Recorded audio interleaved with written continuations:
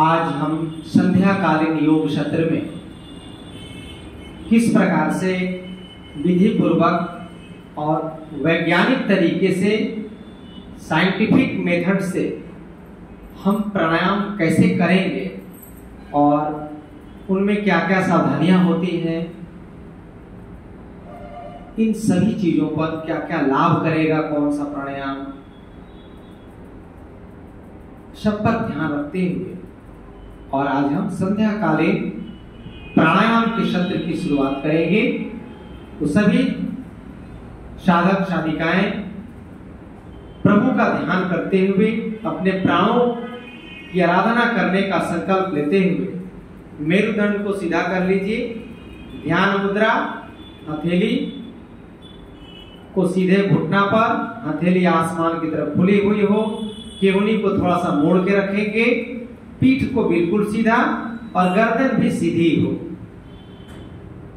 आंख बंद होते ही हमें ऐसा लगना चाहिए, महसूस होना चाहिए कि हम पवित्र हो रहे हैं, पावन हो रहे हैं, शुद्ध हो रहे हैं। जैसे बर्तन को मांजते हैं, जूठे बर्तन को धोते हैं, ठीक उसी प्रकार हम अपने मन की अंदर से सफाई कैसे करेंगे, उसके लिए आज 4 प्रकार के प्राणायाम, जिसमें हम भस्त्रिका, कपालभाति, अनुलोम विलोम और भ्रामरी, ये चारों प्राणायाम करेंगे। तो आइए सभी सीधे बैठ करके 3 बार ओम का उच्चारण करिए, सांस भरिए।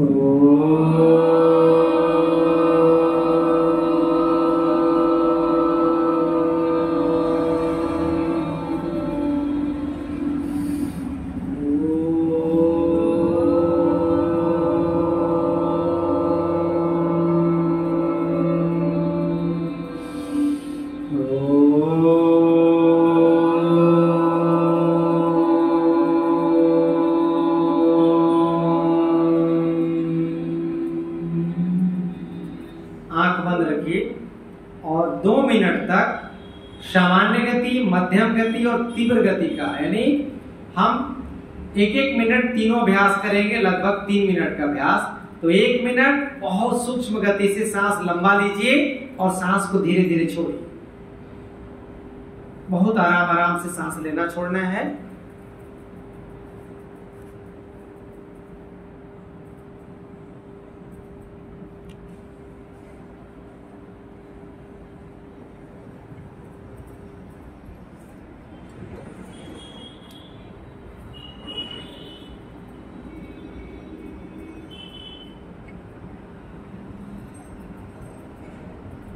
पांच सेकेंड तक सांस को धीरे धीरे भरिए और 5 सेकेंड तक धीरे धीरे सांस को छोड़ते रहिए।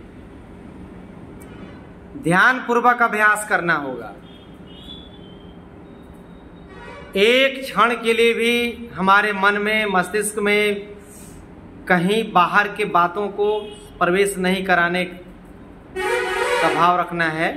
यदि मन में कुछ बातें आ रही हों, घर परिवार के बारे में कहीं बाहर की बातें याद आ रही हों, तो उसको रोकने का प्रयास करना है कि हे प्रभु, हे परमात्मा, हमें ऐसी शक्ति दो कि हम धीरे धीरे इन सारे चीजों से अपने आप को बचा सकें।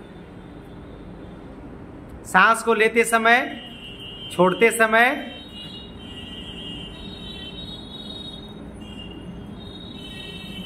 सकारात्मक विचारों को अंदर और नकारात्मक विचारों को बाहर करने का भाव रखते हुए भस्त्रिका प्राणायाम। इसके बाद 1 मिनट तक मध्यम गति में पूरा लंबा सांस खींचिए। थोड़ा कंधा ऊपर की ओर उठेगा और सांस छोड़ेंगे, कंधा नीचे की ओर। पूरा खींचिए सांस, अब पूरा छोड़ दीजिए। बहुत अच्छा। इसमें सांस लेते छोड़ते समय नाक से आवाज आनी चाहिए। पूरा लंबा लीजिए, छोड़िए। मैं अब लाभ बता रहा हूं। जब हम भस्त्रिका प्राणायाम करते हैं तो 2-3 चीजों पर विशेष ध्यान दीजिएगा। एक तो पेट में हवा नहीं ले जाना है, 90% लोग गलती प्राणायाम करते हैं, टीवी पे देखते रहते हैं और करते रहते हैं, और उनको ये समझ में आता नहीं है कि कहाँ भरना है, पेट में भरना है कि डायफ्राम में भरना है। और डायफ्राम में नहीं भरेंगे, पेट में भरेंगे तो कोई लाभ होगा नहीं, क्योंकि पेट में तो कोई सिस्टम है नहीं ऑक्सीजन रोकने का।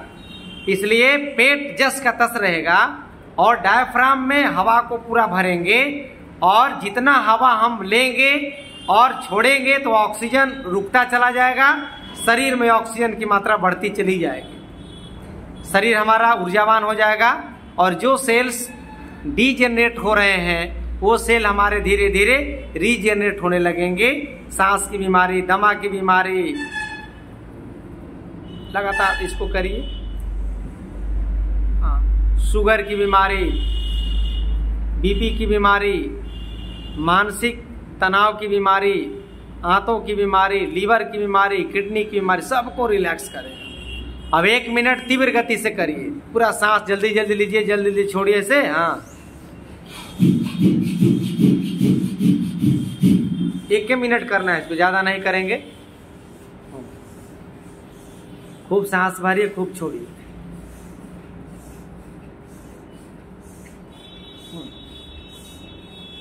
एक मिनट में 60 बार होगा। ये है भस्त्रिका प्राणायाम 3 प्रकार से करने की विधि। सामान्य गति, जिसमें हम सांस को धीरे धीरे 5 सेकंड ले रहे थे, छोड़ रहे थे। मध्यम गति, जिसमें हम थोड़ा तेजी से सांस को 5 सेकंड तक ले छोड़ रहे थे। और 1 मिनट तीव्र गति का अभ्यास, जिसमें हम जल्दी जल्दी सांस ले रहे छोड़ रहे हैं। अब इसको थोड़ा विराम कर दीजिएगा। दोनों हाथ को ऊपर उठाइए, आपस में रगड़ लीजिए।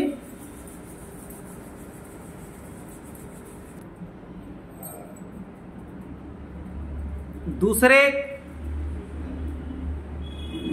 अभ्यास में भस्त्रिका के बाद कपालभाति का नंबर आ रहा है। अब कपालभाति में भी गलती पे गलती लोग किए जाते हैं। कपालभाति करते तो हैं, लेकिन ध्यान इधर उधर जाने के कारण, कंधा गले पर दबाव पड़ने के कारण, स्ट्रोक नाभि के ऊपर जो लगना चाहिए, लक्ष्य भेदन की जो क्रिया है, वो पूर्णता को प्राप्त नहीं होने के कारण हमें लाभ नहीं मिल पाता है। तो आइए सभी सीधे बैठ जाइए ध्यान मुद्रा में। पीठ को सीधी कर लीजिएगा, गर्दन भी सीधी हो, और नाक से झटके से सांस को बाहर फेंकेंगे।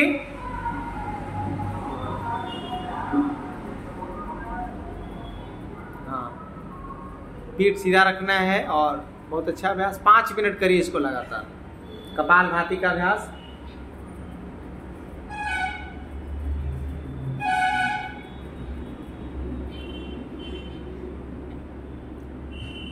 कपालभाति का अभ्यास करने से शरीर के अंदर जितने भी विजातीय तत्व हैं, अब ये विकार जो होते हैं ना, रोज रोज आते हैं।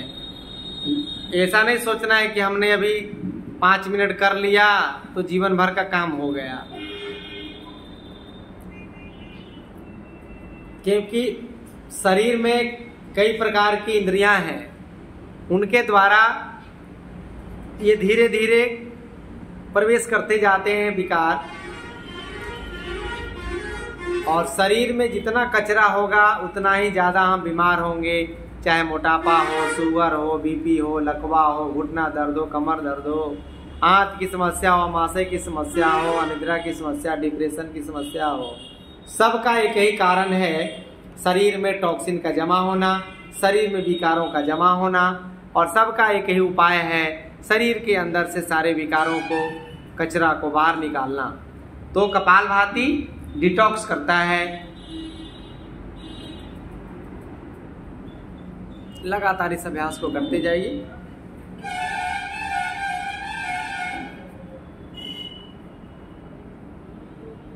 एक मिनट हो गया है और 4 मिनट करते रहेंगे।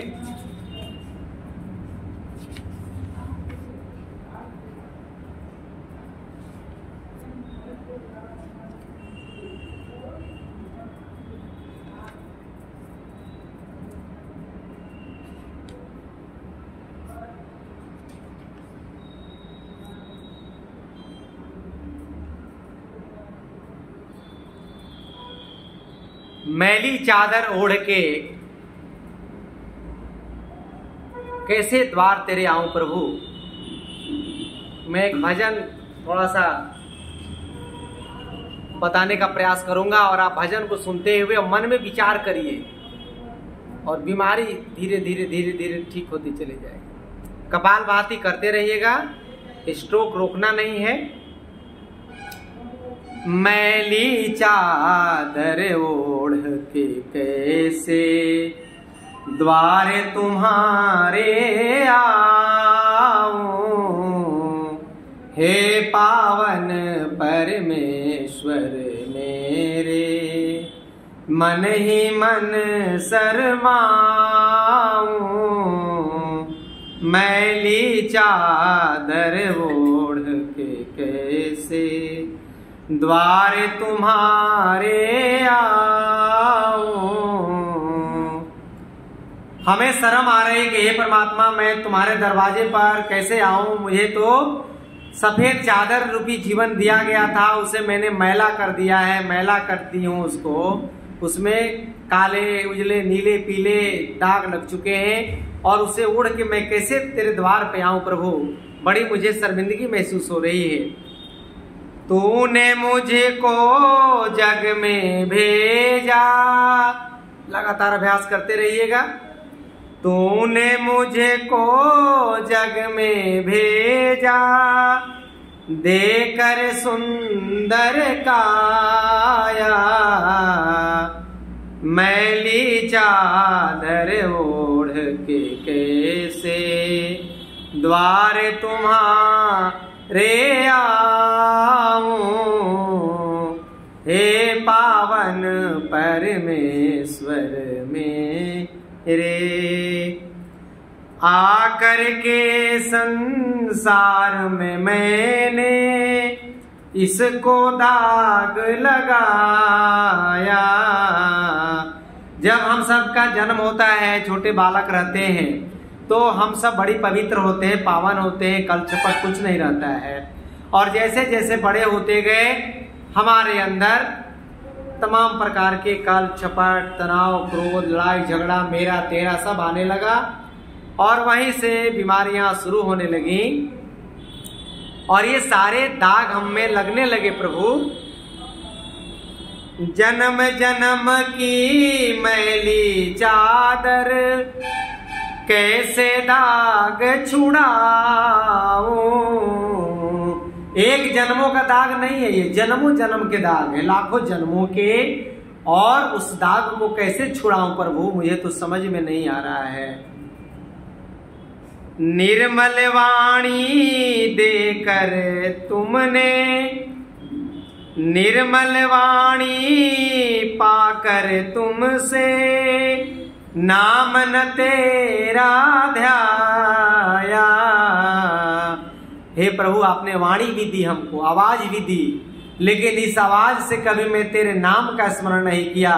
मुझे ओम का नाम लेने में मैं कृष्ण का, राम का, बुद्ध का, महावीर का, दुर्गा जी का, काली जी का, महावीर जी का, हनुमान जी का 5 मिनट नाम लेने में भी हमें शर्म आ रही प्रभु।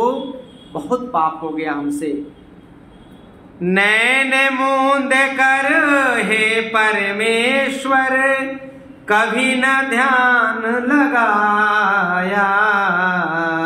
कितने लोगों को तो जैसे मैं अभी करा रहा हूं कपालभाति, बेचैनी आ जाती है अंदर से, मन भागने लगता है, क्या हो रहा है, ये क्या चल रहा है, समझ में नहीं आता। धीरे धीरे ध्यान लगाते जाइए।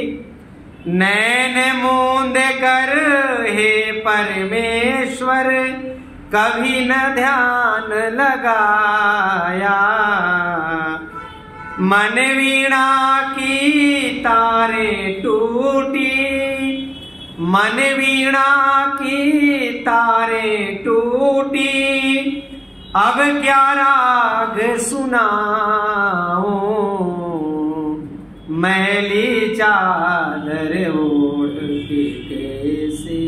हे भगवान अब तो अंतिम समय आ रहा है, अब तो शरीर सब जर्जर हो रहे हैं, अब तो उठा बैठा नहीं जाएगा, अब कैसे पार लगेगा। आंखों से आंसू आने लगे, अंदर से दुख ही दुख महसूस हो रहा है और अपने पे घृणा घिन आ रहा है अपने आप पर कि समय रहते बचपन गंवा दिया, जवानी गंवा दी, अब बुढ़ापा बीतने को है, आने को है। हे प्रभु अब क्या होगा? होगा कुछ नहीं। आज से ही प्रभु का स्मरण करते हुए प्राणायाम कपालभाति करते जाएंगे, सारे अंग युवा अवस्था को प्राप्त होने लगेंगे और बीमारियां धीरे धीरे सने सने हमसे दूर होते चले जाएंगे। अगले अभ्यास की तरफ बढ़ने पर अनुलोम विलोम की यात्रा हम शुरू करेंगे। सीधे बैठ जाइए, पालथी मार करके। पैर भर गया हो तो थोड़ा हिला डुला लीजिए, कोई दिक्कत नहीं है। पैर खोल के भी अनुलोम विलोम कर सकते हैं। अभ्यास में आ जाइए। दाहिने हाथ को उठाए। अनुलोम विलोम कैसे किया जाता है उसको भी मैं अभी बताने जा रहा हूं। अनुलोम विलोम में गलतियां क्या होती हैं, मैं पीछे अभ्यास जो कराया भस्त्रिका में भी गलती क्या करते हैं लोग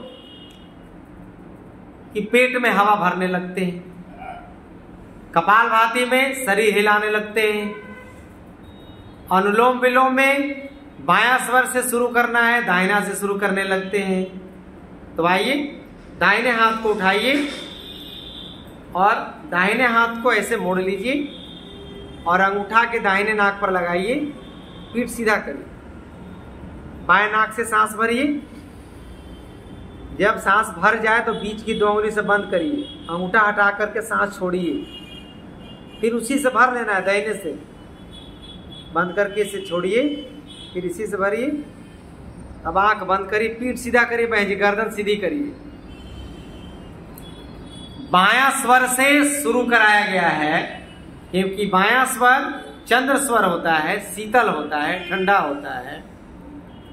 और जब भी कोई शरीर में अभ्यास शुरू करें तो ठंडक के साथ करते हैं, फिर धीरे धीरे वार्म अप होते जाएगा, शरीर गर्म होता जाएगा। अनुलोम विलोम करते समय जैसा आप सोचेंगे वैसा ही आपके साथ घटित होने लगेगा। याद रखिएगा, गलत सोचिएगा, अनुलोम विलोम करते हुए भी गलत होने लगेगा। यह तो एक रास्ता है, एक माध्यम है, साधन है। जैसे हम बस पे बैठ गया, दिल्ली जाना था, अब बस का मुंह कर दिए पूरब की ओर तो बस तो चल रही है, लेकिन वो दिल्ली के बजाय कलकत्ता पहुंच जाएगी बस। ठीक उसी प्रकार अनुलोम विलोम करते समय यदि आप नकारात्मक विचारों के आगोश में हैं, यदि आप भ्रम, गफलत, संशय के भंवर जाल में फंसे हैं, तो आपको लाभ नहीं मिलेगा, हानि ही मिलती चली जाएगी। लगातार अनुलोम विलोम करिए, पीठ सीधा रखिए, आवाज नहीं निकालना है नाक से, आवाज नहीं आनी चाहिए, और धीरे धीरे करिए। जिनके नाक से आवाज आ रही है वो गलत तरीका है, और धीरे धीरे करिएगा, आवाज नहीं आएगी। अब अनुलोम विलोम करेंगे तो अनुलोम विलोम से फायदे अनंत हैं। यही 4 प्राणायाम के द्वारा भस्त्रिका, कपालभाति, अनुलोम विलोम और भ्रामरी, यदि ज्यादा दिमाग नहीं काम करे, समय कम हो, तो आप 4 प्राणायाम ही कर लेते हैं तो जीवन में कभी भी आपको बीमारियों का मुंह नहीं देखना पड़ेगा। एक साथ सैकड़ों नहीं हजारों बीमारियों से हम अपने आप को बचा सकते हैं केवल यही 4 प्राणायाम, याद रखिएगा। अभ्यास निरंतर जारी रहेगा। एक भजन के साथ अब यात्रा को आगे बढ़ा रहे हैं। आपको बिल्कुल नहीं इधर उधर ध्यान ले जाना है।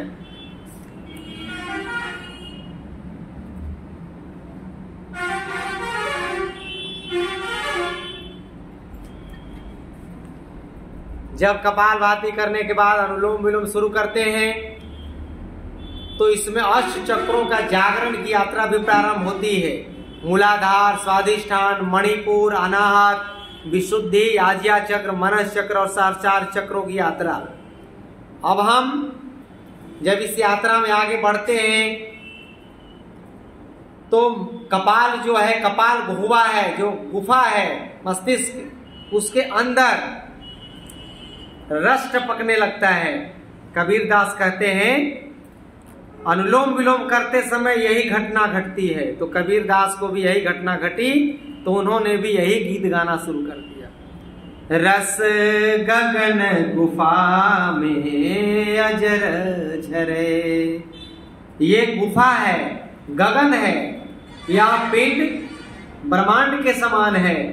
जो शक्तियां पूरे ब्रह्मांड में हैं, यूनिवर्स में है, वही शक्तियां हमारे मस्तिष्क में है, इस पिंड में है।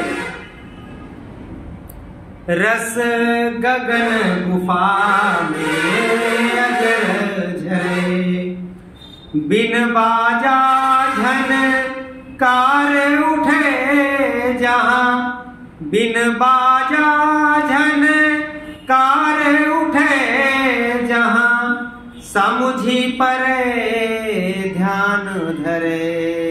यहाँ पर मस्तिष्क के ऊपर में कोई बाजा उजा नहीं रखा हुआ है, ढोलक झाल मजीरा, लेकिन अनुलोम विलोम की यात्रा करते करते करते आपको ऐसा महसूस होगा, सुनाई देगा कि ढोल बज रहा है, नगाड़ा बज रहा है, मृदंग बज रहा है, अलग अलग वाद्य यंत्र बज रहे हैं, हारमोनियम बज रहा है। बिन बाजा झनकार उठे जहां समुझी परे ध्यान धरे।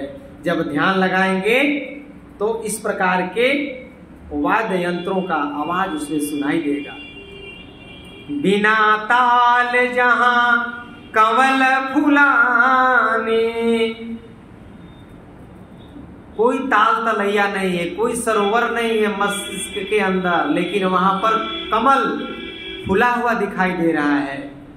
और उसी कमल पर ते ही चढ़ी हंसा केली करे, उस पर हंस केली कर रहा है, क्रीड़ा कर रहा है। लगातार अनुलोम विलोम करते जाइए, ध्यान को लगाइए, मन भागेगा आपका, मन विचलित होगा, मन इधर उधर भटकेगा, मन नहीं करेगा कि अनुलोम विलोम करे, मन करेगा छोड़ छाड़ दे इसको, लेकिन आपको जमे रहना है उसी पर। अच्छा चीज करने की इच्छा नहीं हो फिर भी करिए, बुरे चीज करने की इच्छा हो फिर भी मत करिए। ये है शास्त्रों का आदेश।